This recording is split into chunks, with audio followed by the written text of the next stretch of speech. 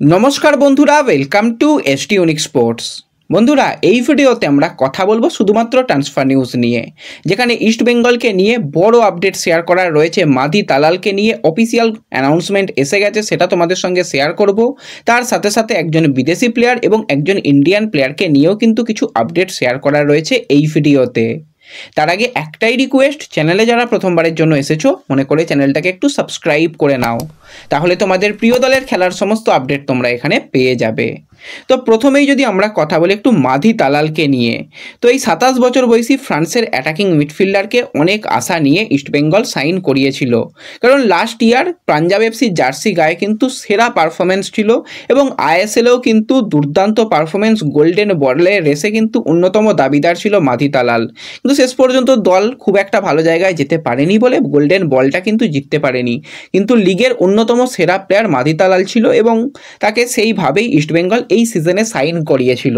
এবং ইস্টবেঙ্গলের জার্সি গায়েও কিন্তু মাধি তালাল বেশ ভালো পারফরমেন্স করেছে। চ্যালেঞ্জ লিগে তার কাছ থেকে আমরা ভালো ম্যাচ দেখেছি, এছাড়া কিন্তু ডুরান্ড কাপে বা আইএসএলেও কিন্তু বেশ ভালো পারফরমেন্স করছিল, যেরকমভাবে চান্স ক্রিয়েট করছিল, যেরকমভাবে গোল করছিল।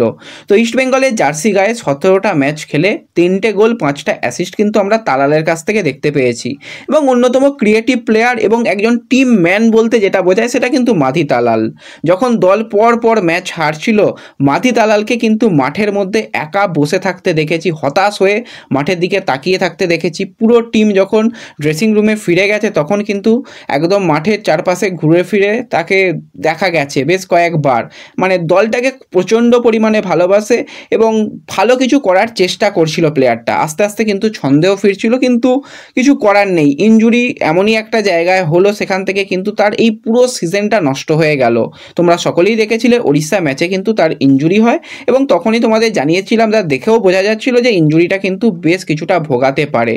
তো তারপর বেশ কিছু মেডিকেল টেস্ট এবং আজকে শেষ পর্যন্ত অফিসিয়াল ঘোষণাটা ইস্টবেঙ্গলের তরফ থেকে এসে গেল। তারা কিন্তু প্রেস রিলিজ দিয়ে জানিয়ে দিয়েছে যে এই 2024-25 সিজনের যে ম্যাচগুলো বাকি রয়েছে সেখানে কিন্তু মাধি তালালকে আর পাওয়া যাবে না।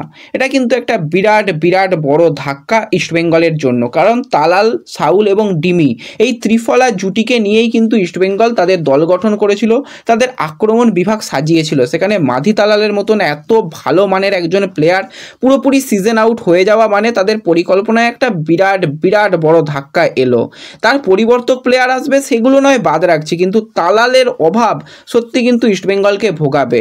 এবং যদি তালালের আমরা কথা বলি, যেরকমভাবে তালাল দলটাকে ভালোভাবে বুঝেছিল, যেভাবে প্লেয়ারদের সঙ্গে তার বন্ডিং, ডিমির সঙ্গে, সাউলের সঙ্গে যেভাবে বন্ধুত্ব, সেটা কিন্তু মাঠের মধ্যেও কিন্তু আমরা বারবারই প্রকাশ পেতে দেখেছি। মাঠের বাইরেও তারা ঠিক ওইভাবেই বন্ধুত্ব রাখে এবং ওইভাবেই কিন্তু প্র্যাকটিসের সময় প্রত্যেকটা ক্ষেত্রে কিন্তু তাদের ওই ত্রিফলা জুটিকে দেখা যায়। তো সেক্ষেত্রে মাধি তালালের ছিটকে যাওয়াটা কিন্তু বিরাট বড় ধাক্কা। এবার অস্কারকে কিছু পরিকল্পনার পরিবর্তন করতে হবে, কারণ এটা কার্লেস কোয়াদ্রাতের দল। অস্কার কিন্তু এই দলে কিছু এখনও পরিবর্তন করেনি, এবার অস্কারকে পরিবর্তন করে সেগুলোকে ঠিক করতে হবে এবং তালালের বিকল্প পাওয়াটা কিন্তু খুবই কঠিন ব্যাপার। এবং একটা জিনিস বলে রাখছি, তালালের সঙ্গে 2026 সাল পর্যন্ত ইস্টবেঙ্গল ম্যানেজমেন্টের কন্ট্রাক্ট রয়েছে। আমরা আগের সিজনে দেখেছিলাম জর্ডান এলসে সকলের মন জয় করে নিয়েছিল মাত্র 6টা ম্যাচ খেলে, কিন্তু তার সাথে শুধুমাত্র একটা বছরেরই কন্ট্রাক্ট ছিল বলেই আর কন্ট্রাক্ট কোনো রকমভাবে বাড়ায়নি। এবার ম্যানেজমেন্ট তালালের সঙ্গে যেহেতু 2 বছরের কন্ট্রাক্ট রয়েছে, তার ফিরতে পরের সিজনের প্রথম দিকে প্রায় ডুরান্ড কাপের পর হয়তো সে ফিরতে পারবে। এবার কন্ট্রাক্ট যেহেতু রয়েছে, কন্ট্রাক্ট টার্মিনেট হবে বলে এখনই কোনো রকম আপডেট নেই, তাকে রেখে দেওয়ারই সিদ্ধান্ত হয়তো নিতে পারে, কিন্তু সেটা এখনও দীর্ঘদিনের ব্যাপার, মাঝখানে অনেক কিছু ঘটতে পারে। সেরকম যদি কিছু ঘটে সেটা জানিয়ে দেবো। তো আশা করি তালালকে রেখে দেওয়াটা কিন্তু সঠিক সিদ্ধান্ত হতে পারে। তো সেটা কিন্তু ম্যানেজমেন্টের অবশ্যই করা উচিত এবং তালালের উপর ভরসা রাখা উচিত। আর আমরা চাই আমাদের চ্যানেলের পক্ষ থেকেও কিন্তু একই কামনা রইল, সে দ্রুত সুস্থ হয়ে আবারও মাঠে ফিরুক। তালাল ম্যাজিক কিন্তু আমরা দেখতে চাই। তো কারা কারা তালালকে মিস করবে অবশ্যই কমেন্টে জানিও। তো এরপর কিন্তু আরও একজন বিদেশি প্লেয়ারকে নিয়ে কথা বলবো। হঠাৎই কিন্তু তার টাটা বাই বাই হয়ে গেছে। তো সেই প্লেয়ার হচ্ছে 32 বছর বয়সী নরওয়ের সেন্টার ফরওয়ার্ডের প্লেয়ার মুসাগা বাকিঙ্গা, যাকে কিন্তু পাঞ্জাব এফসির আমরা ক্যাপ্টেনশিপ করতেও দেখেছিলাম, কিন্তু পারফরমেন্স একদমই ভালো ছিল না পাঞ্জাবের জার্সি গায়ে।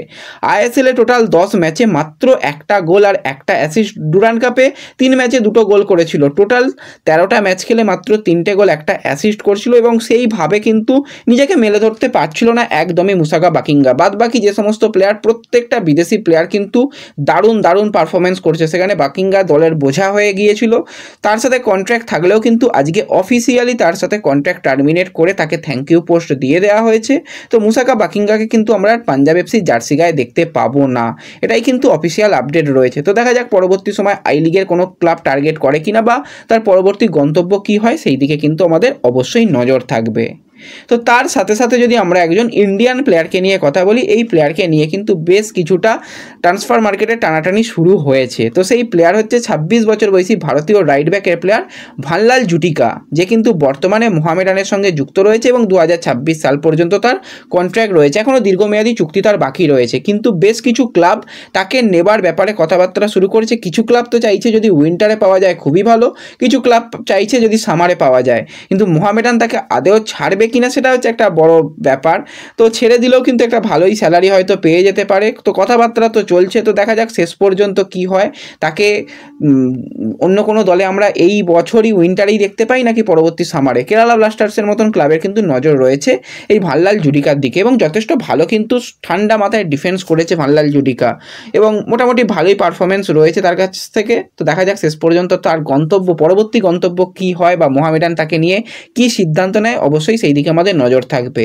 এবং মোহামেডান শিবিরে কিন্তু বেশ কিছু সমস্যা তৈরি হয়েছে, বিদেশি প্লেয়ারদের নিয়ে বেশ কিছু জটিলতা তৈরি হয়েছে, সেগুলো পরবর্তী সময় তোমাদের অবশ্যই শেয়ার করে দেব।